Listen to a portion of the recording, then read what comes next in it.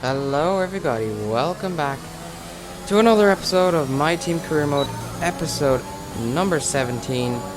We are here for the Australian Grand Prix, and usually I am a confident man going into these races, but Australia isn't one of my greatest, and we're jumping right into this as I slightly messed up on a few things, and it's got an ugly approach to it. Anyway, yeah, it's fine. So pretty much we're just going to jump straight into the race. That was my final quali lap. We had a really shit quali, so that was unfortunate. But this is the penultimate race of the season, so as I said, I don't have high hopes for this one, as I usually do, and I do think we can get good results out of them. But this one, as I said, it's just got an ugly approach to it. I don't. Yeah, it's not going to be good. I also want to just say that we are in a current championship fight, so this race might help if we score points. Anyway, let's do this. It's race day here in Melbourne as we continue with what could shape up to be one of the best Australian Grand Prix.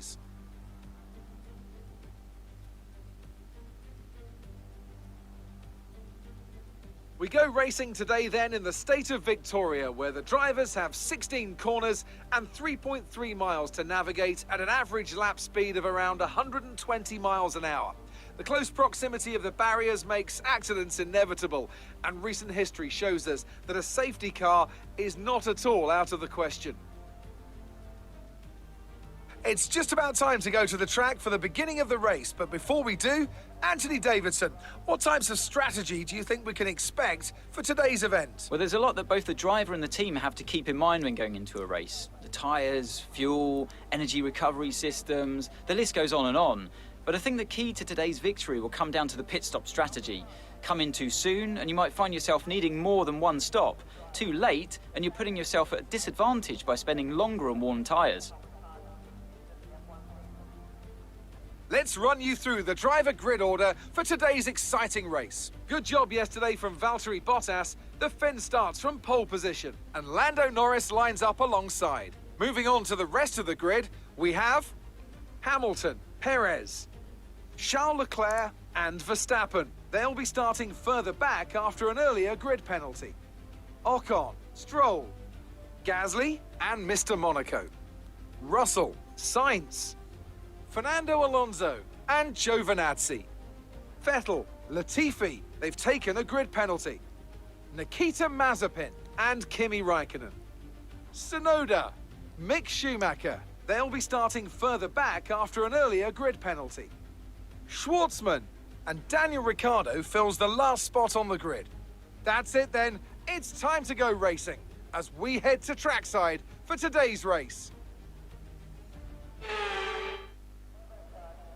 Okay, so we're here now. As I was saying, we are in a championship fight. We're going to try our best to get points in either the next two races, and the gap is 3 points, by the way, between me and Vettel. We want to get in the top 10 of this championship. That's what we're aiming for today. Well, not today, really, for the next, well, I don't know, whatever. But yeah, we're trying to win this one, or not win this one. Get P10 in the championship. That'd be amazing for the first season, especially again you start off with a shite box of a car. So we all know season 2 is going to be the same, which is very unfortunate. But season 2 isn't here yet, boys. We are focusing on the last 2 races of this season. We're going to give it everything, and we're going to make sure we can get this P10. And yeah, we're just going to do our best and see what we can do. Our championship rival is Sebastian Vettel, by the way, so we have to look out for that. But yeah, as we just sort out the strategy a little bit here, we're just going to go soft, hard. I just felt like that was something instead, but I feel like I might just change that through the race, because half the time I do that anyway, because I don't know, I'm just so indecisive like that. But yeah, indecisiveness sometimes is very much a part of F1, and you know, sometimes it's not a bad thing. Anyway, we're not gonna talk too much more and waste any more time. We're getting straight to this race, as you can see. I'm happy. I want to get this race. 5 red lights. And away we go. As it's actually a pretty decent start. We get a bit of a jump here on Gasly on the inside. As we go into turn 1, as unfortunately he broke a little bit later than us and had more confidence, so he got ahead. By the way, oh, here comes actually George Russell on the outside. Are we able to defend? Yes, we are. Yes, we do defend from George Russell.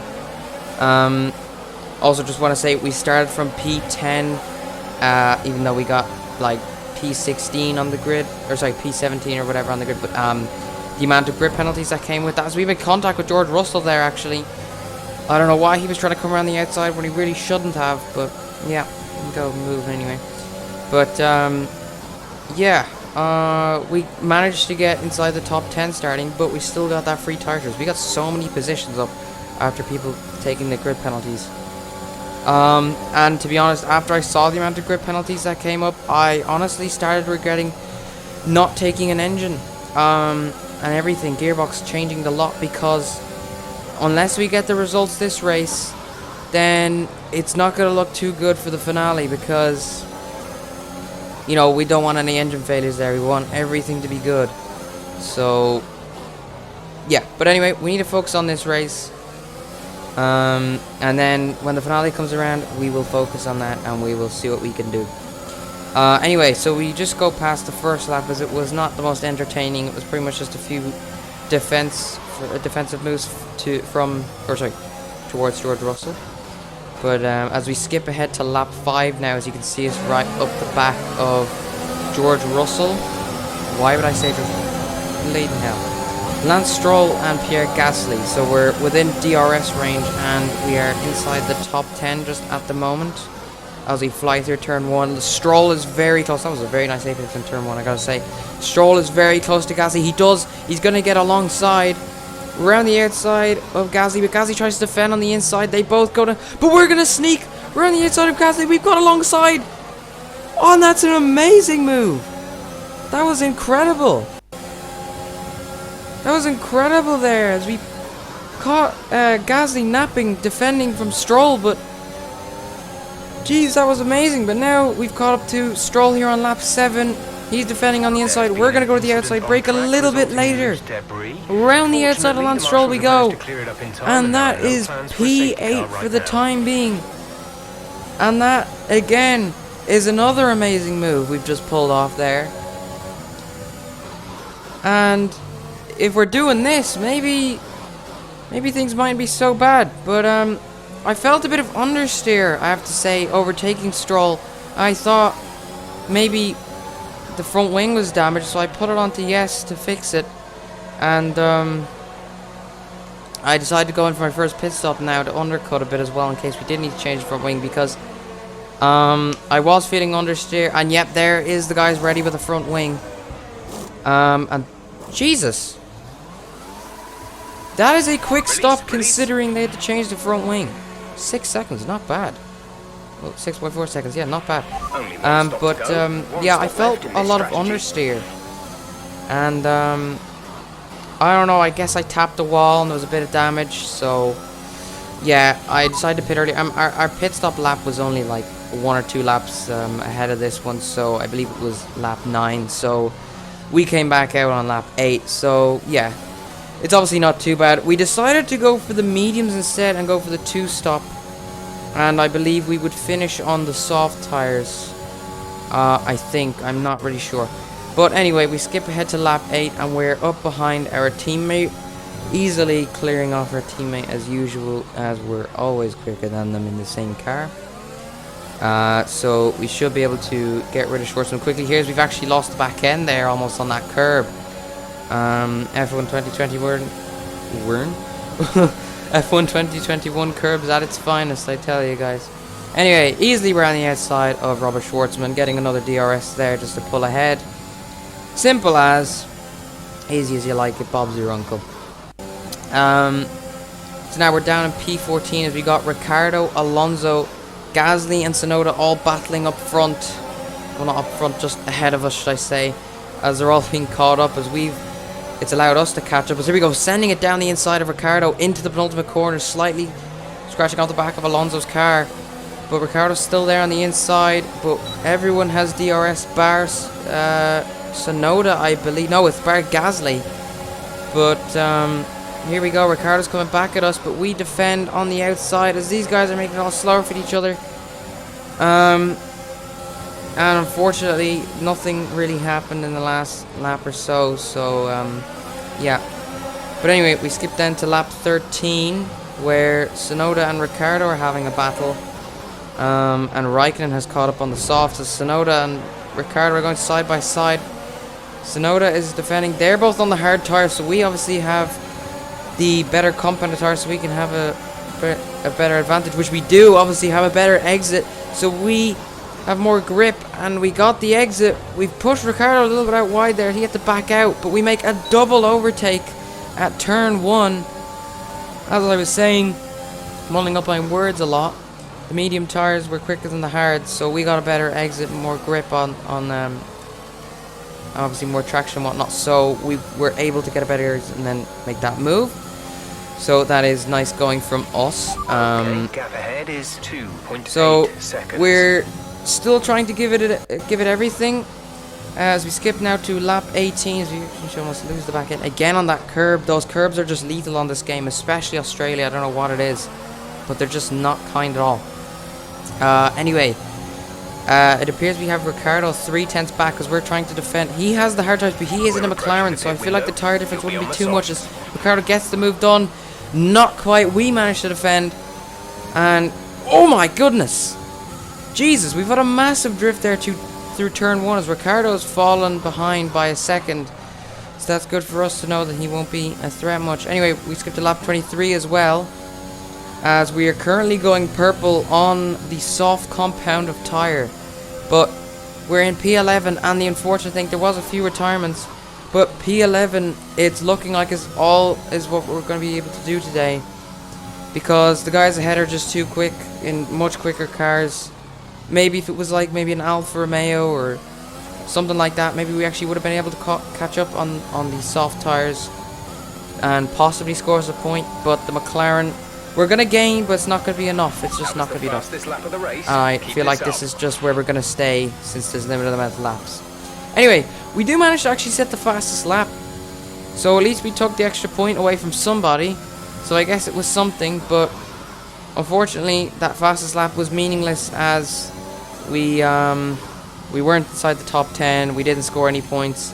It's disappointing because we really did need at least a point going into the finale, and Sebastian Vettel has scored points, so he will catch up to us. And yeah, unfortunately P11, yeah, that's all we could do. We drove a brilliant race. It's just unfortunate we couldn't do anything more than P11 and bring home points. As yeah, Vettel gets driver of the day. That's just insult to injury. Oh god, this is not good. It was a tough race at times, but they've held on to take a great victory for McLaren today. And talk to me, what do you think it was that sealed the win for them? I really feel the track layout combined with the track temperatures we saw today suited their car. These cars come alive when the tyres are just at the right temperature, and the driver did a great job managing that as well. They just look so comfortable out there. It's like anything, it always looks so easy when it all just clicks. And look at that, they're making their way out onto the podium now. Great race from the McLaren team, and I'm really happy to see them there on the top step of the podium.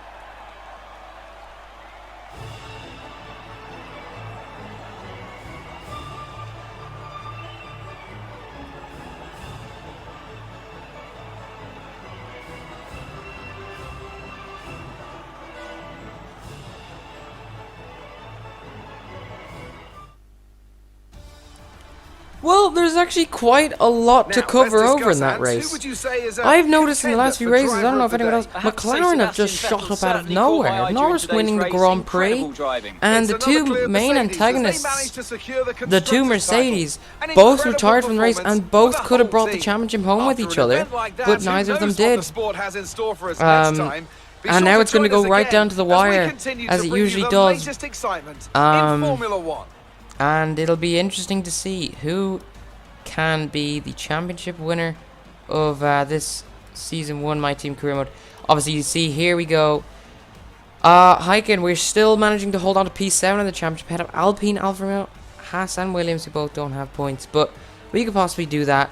Vettel is now 3 points behind, as you can see that. That is also not good for us, so, yeah, we're just going to have to, push right to the end, see what we can do, and just give it our all to the end. But apart from that, guys, I hope you enjoyed this episode. Please leave a like and subscribe if you enjoyed. And all I have to say is, enjoy the rest of your day. See you guys later. Bye-bye.